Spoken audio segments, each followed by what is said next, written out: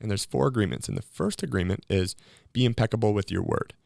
Meaning if you say you're going to do something, you do it. You become reliable. And I think too often now people want to be yes men or yes women, to where you sound really cool when someone's like, hey, do you think you can get this done? And you're like, yep, yes, yeah, for sure, let's do it.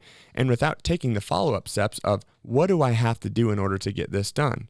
And then when you're completely overwhelmed with too many plans, you have to then do what you should have done right afterwards, or when someone asks you the question, is actually plan what you're going to do. And then you have to make the awkward phone call or message or just no call, no show to be like, hey, I can't do this, or I wasn't able to get this done, or this is going to be done late.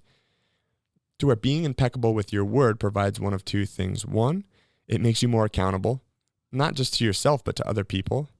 There's a dozen people I can list right now that will say yes to anything I say, but the chances of it actually happening, I'm not sure of. There's also a dozen people that I know that I can ask them something and they're either going to tell me yes and be there, or most likely they're going to say no.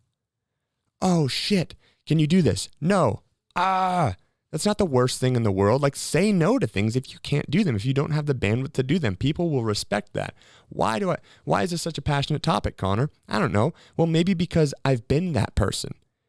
And I've seen it in other people, and it bothered me so much when they did it, because it was like I was looking in a mirror.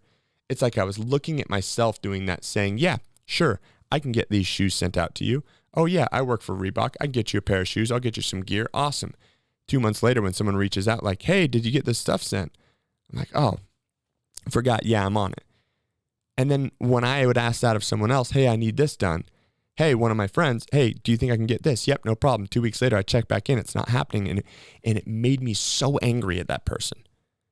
Like, you said you were going to do this. You're such a yes man. Like, why was I so angry? Because I saw it in myself.